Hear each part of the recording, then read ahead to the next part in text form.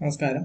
ഇന്ന് നമ്മൾ കാണുന്നത് നമ്പർ തിയറിയുമായി ബന്ധപ്പെട്ട PSC മുൻകാലങ്ങളിൽ ചോദിച്ച ചോദ്യങ്ങളും ഉത്തരങ്ങളുമാണ്. ഹയർ സെക്കൻഡറി ചോദ്യപേപ്പറിൽ നിന്ന് വന്നിട്ടുള്ള ചോദ്യങ്ങളാണ് ഇന്ന് കാണിക്കുക. അപ്പോൾ ഒന്നാമത്തെ ചോദ്യം ഇവിടെ പറയുന്നത് 128/129 മോഡുലോ 17, അതായത് 128/129 എന്ന സംഖ്യയെ 17 കൊണ്ട് ഡിവൈഡ് ചെയ്താൽ വരുന്ന ശിഷ്ടം എത്രയാണെന്നാണ് ഈ ചോദ്യത്തിന്റെ ഉദ്ദേശം. നമുക്കൊരു തിയറം അറിയാം, പറയുന്ന പേരാണ് ഫെർമാറ്റ്സ് ലിറ്റിൽ തിയറം. അത് പറയുന്നതാണ് എ ഒരു പോസിറ്റീവ് ഇൻറ്റിജറും പി ഒരു പ്രൈം നമ്പറുമാണെങ്കിൽ a⁻p−1 എന്ന് പറയുന്നത് will be congruent to 1 modulo p. അതായത് a⁻p−1 എന്ന സംഖ്യയെ p എന്ന സംഖ്യ കൊണ്ട് ഡിവൈഡ് ചെയ്താൽ നമുക്ക് കിട്ടുന്ന ശിഷ്ടം 1 ആയിരിക്കും. ഇവിടെ a എന്ന് പറയുന്നത് 128 ആണ്, p എന്ന് പറയുന്നത് 17 ആണ്. ഇനി 128 എന്ന് പറയുന്ന നമ്പർ 17-നെക്കാളും വലിയൊരു നമ്പർ ആയതുകൊണ്ട് നമുക്ക് സിംപ്ലിഫൈ ചെയ്യാൻ വേണ്ടിയിട്ട് ആദ്യം 128നെ 17 കൊണ്ട് ഡിവൈഡ് ചെയ്യാം. അങ്ങനെ ഡിവൈഡ് ചെയ്തതിന് ശേഷം നമുക്ക് കിട്ടുന്ന ശിഷ്ടം എന്ന് പറയുന്നത് 9 ആയിരിക്കും. അതായത് 17 5 85 ആണ്, 17 6 102 ആണ്, 17 7 119. അപ്പം 7 തവണ പോവുള്ളൂ. ബാക്കി ശിഷ്ടം 128 - 119 എന്ന് പറയുന്നത് 9 ആണ്. ആ ശിഷ്ടം 9 കിട്ടും. അപ്പൊ ഈ 128നെ നമുക്ക് 9 കൊണ്ട് റീപ്ലേസ് ചെയ്യാം. 9 കൊണ്ട് മാറ്റിക്കഴിഞ്ഞാൽ ബാക്കി 9/129 വിൽ ബി കോൺഗ്രുവന്റ് ടു. ഇവിടെ നമ്മൾ ചെയ്യേണ്ട, നമുക്കറിയാം p 17 ആണ്. ഈ 17നെ എങ്ങനെ 16ലോട്ട് മാറ്റാം എന്നാണ് നമ്മൾ നോക്കാനുള്ളത്. അപ്പൊ 129 നേരിട്ട് പോകത്തില്ല, ബാക്കി 128 പോകും. 128 എന്ന് പറയുന്നത് 16 × 8 ആണ്. അപ്പൊ നമുക്കതിനെ 16 × 8 9/16 × 8 എന്ന് എഴുതാം. ഇൻറ്റു 9/1. ഇതെങ്ങനെയാണ്? ഇവിടെ 128 ഉണ്ട്, ഇവിടെ 1 ഉണ്ട്. a⁻m × a⁻n എന്ന് പറയുന്നത് a⁻m+n തന്നെയാണ്.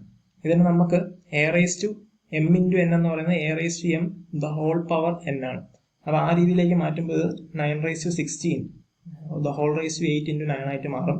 ഇത് നമ്മുടെ ഈ തിയറം, ഫെർമാറ്റ്സ് ലിറ്റിൽ തിയറം വെച്ചിട്ട് 9/16 എന്ന് പറയുന്നതിന്റെ ശിഷ്ടം 1 ആണ്. അപ്പൊ 1/8 × 9 വിൽ ബി കോൺഗ്രുവന്റ് ടു 9 എന്ന് കിട്ടും. അപ്പൊ ഈ സംഖ്യയെ 17 കൊണ്ട് ഡിവൈഡ് ചെയ്താൽ നമുക്ക് കിട്ടുന്ന ശിഷ്ടം 9 ആയിരിക്കും. രണ്ടാമത്തെ ചോദ്യം 97ന്റെ ഫാക്ടോറിയലിനെ 101 കൊണ്ട് ഡിവൈഡ് ചെയ്താൽ ശിഷ്ടം എന്ത് കിട്ടുമെന്നാണ്. നമുക്കറിയാം മാത്സിലെ നമ്പർ തിയറിയിൽ 3 ക്ലാസിക്കൽ തിയറം നമ്മൾ പഠിക്കുന്നുണ്ട്. ഒന്നാണ് ഫെർമാറ്റ്സ് ലിറ്റിൽ തിയറം, മറ്റൊന്നാണ് വിൽസൺസ് തിയറം, മൂന്നാമത്തത് ഓയിലേഴ്സ് തിയറമാണ്. ഇവിടെ നമ്മൾ ഉപയോഗിക്കുക വിൽസൺസ് തിയറമാണ്. p ഒരു പ്രൈം നമ്പർ ആണെങ്കിൽ നമുക്കറിയാം p−1 the whole factorial will be congruent to -1 modulo p. അതായത് p−1 ഫാക്ടോറിയലിനെ p കൊണ്ട് ഡിവൈഡ് ചെയ്താൽ നമുക്ക് കിട്ടുന്ന ശിഷ്ടം എന്ന് പറയുന്നത് -1 ആയിരിക്കും എന്നർത്ഥം. അപ്പൊ അതിനെ 101 ആണ് ഇവിടെ തന്നിരിക്കുന്ന പ്രൈം നമ്പർ. നമുക്ക് ഈ ഫോർമുല വെച്ച് അറേഞ്ച് ചെയ്യാൻ പറ്റുന്നത് 100ന്റെ ഫാക്ടോറിയലാണ്. 100ന്റെ ഫാക്ടോറിയൽ എന്ന് പറയുന്നത് -1ന് കോൺഗ്രുവന്റ് ആയിരിക്കും. ഇനി 100ന്റെ ഫാക്ടോറിയൽ നമുക്ക് എങ്ങനെ 97 ഫാക്ടോറിയലിലേക്ക് മാറ്റാം? 100 × 99 × 98 × 97 ഫാക്ടോറിയൽ ആണല്ലോ 100ന്റെ ഫാക്ടോറിയൽ. ഇത് -1 മോഡുലോ 101 ആണെന്ന് നമുക്കറിയാം. ഇനി നമുക്കറിയാം ഇപ്പൊ സംഖ്യ 102 ആയിരുന്നിരിക്കട്ടെ, 102 ആണ് 101 കൊണ്ട് ഡിവൈഡ് ചെയ്യേണ്ടതെങ്കിൽ അത് ഒരു തവണ ഡിവിസിബിൾ ആവും. ശിഷ്ടം എത്ര വരും? 1 × 101 + 1 a=bq+r ഉണ്ടല്ലോ ഡിവിഷൻ അൽഗോരിതം. അപ്പൊ ശിഷ്ടം എന്ന് പറയുന്നത് 1 ആയിരിക്കും. അതേസമയം 101 ആണെങ്കിലോ പൂർണ്ണമായും ഡിവിസിബിൾ ആണ്, ശിഷ്ടം 0 വരും. അങ്ങനെയാണെങ്കിൽ നമുക്ക് ഈ 100നെ എങ്ങനെ മാറ്റി എഴുതാം? 100നെ -1 എന്നുള്ള രീതിയിലേക്ക് മാറ്റാം. 100 -1 ഉള്ള രീതിയിലേക്ക് മാറ്റാം.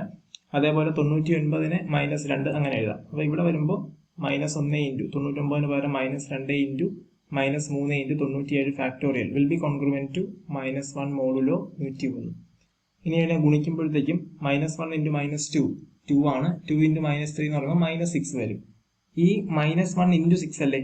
-1ന്റെ ഇൻവേഴ്സ് എന്ന് പറയുന്നത് -1നെ എന്തുകൊണ്ട് ഗുണിച്ചാൽ നമുക്ക് 1 കിട്ടും? -1 തന്നെയാണ്. അപ്പൊ രണ്ട് സൈഡിൽ ഇൻവേഴ്സ് കൊണ്ട് ഓപ്പറേറ്റ് ചെയ്യുമ്പോഴത്തേക്കും നമുക്ക് ഇവിടുത്തെ മൈനസും ഈ മൈനസും പോകും.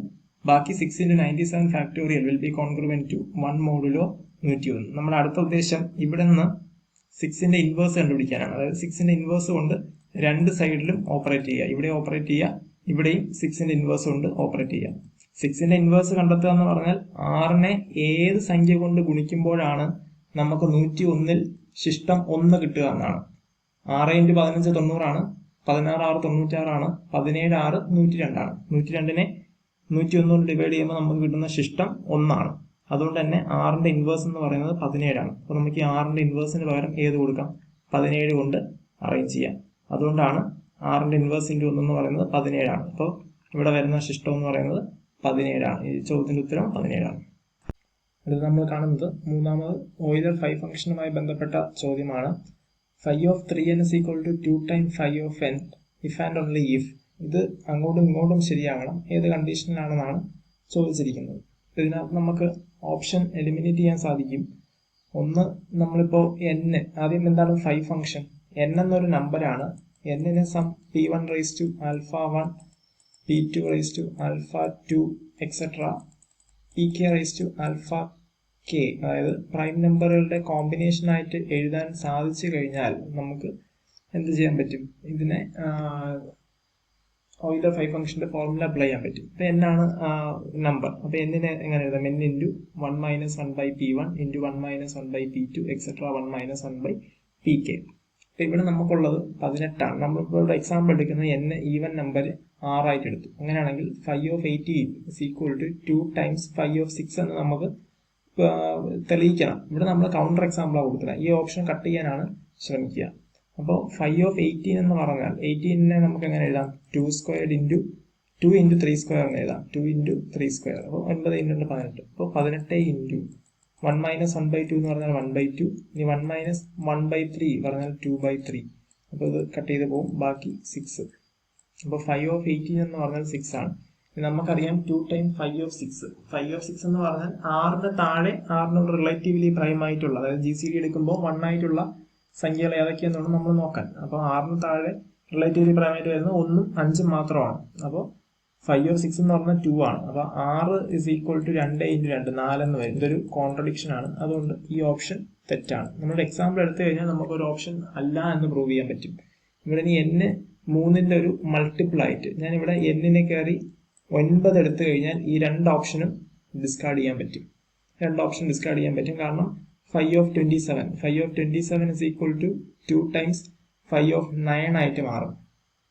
അതിനകത്ത് 9 അപ്ലൈ ചെയ്യുമ്പോഴത്തേക്കും ഫൈ ഓഫ് 27 എന്ന് പറയുന്നത് 2 ടൈംസ് ഫൈ ഓഫ് 9 ആയിട്ട് മാറും.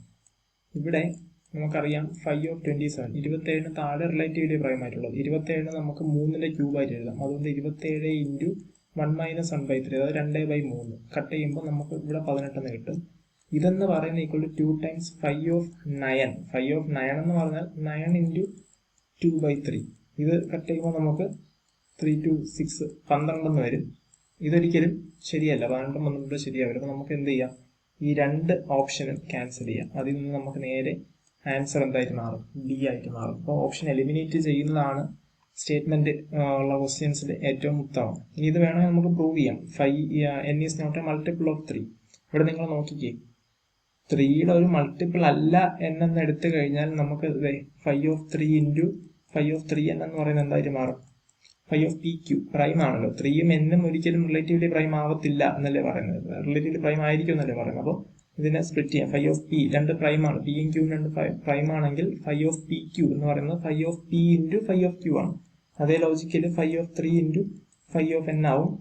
ഫൈ ഓഫ് 3 എന്ന് പറയുന്നത് 3ന് താഴെ 3നോട് റിലേറ്റീവ്ലി പ്രൈം ആയിട്ട് 2 സംഖ്യകളേ ഉള്ളൂ, 1ഉം 2ഉം. അപ്പോൾ എത്ര എണ്ണം ഉണ്ടെന്ന് വെച്ചാൽ 2 എണ്ണമാണ്. 2 ഇൻറ്റു ഫൈ ഓഫ് n. ഇത് തന്നെയാണ് നമ്മളോട് പറഞ്ഞിരിക്കുന്നത്.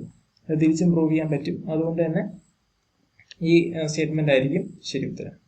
നാലാമത്തെ ചോദ്യം 1/5 plus 2/5 plus 3/5 etcetera up to 100/5 എന്ന് പറയുന്നതിനെ 4 കൊണ്ട് ഡിവൈഡ് ചെയ്താൽ ശിഷ്ടം എത്ര വരുമെന്നാണ്.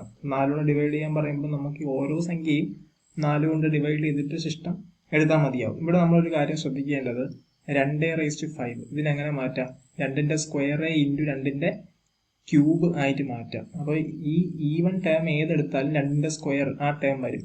2ന്റെ സ്ക്വയറിന് 4, അതായത് 4 തന്നെയാണ്. 4നെ 4 കൊണ്ട് ഡിവൈഡ് ചെയ്ത് എപ്പോഴും ശിഷ്ടം വരും. അതുകൊണ്ട് തന്നെ ഈവൻ സംഖ്യകളെല്ലാം ഇവിടെ 0 ആയിട്ട് മാറും. പിന്നെ ഉള്ളത് ഓഡ് സംഖ്യകളാണ്. 1/5 plus 3/5 plus etcetera up to 99/5. ഇതിനെ ഇനി എങ്ങനെ ചെയ്യണം എന്ന് പറഞ്ഞാൽ 4 കൊണ്ട് ഡിവൈഡ് ചെയ്യണം.